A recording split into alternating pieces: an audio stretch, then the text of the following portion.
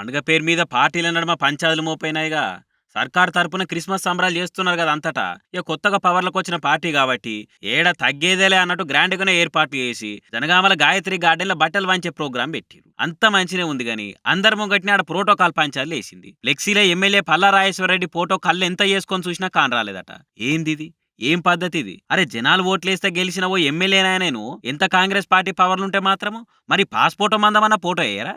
ఇంతమంది ఆఫీసర్లు ఉన్నారు, ఒక్కరన్నా అడగనని అడగరా? రూలే కదా అది.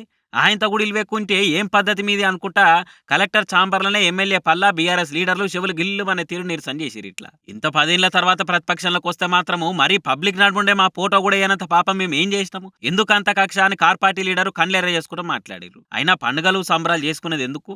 మనసు లేదున్నా మర్చిపోయి పార్టీలు పంచాదులు కండ్వాలు కండ్ల మంటలు పక్కకు పెట్టి కలిసిపోయేందుకు. ఆడగుడి సొంటి కొట్లాటలు పుడితే ఏందో ఏమో పోరి అని అనుకోబట్టి ఈ ముచ్చట చూసిన జనము.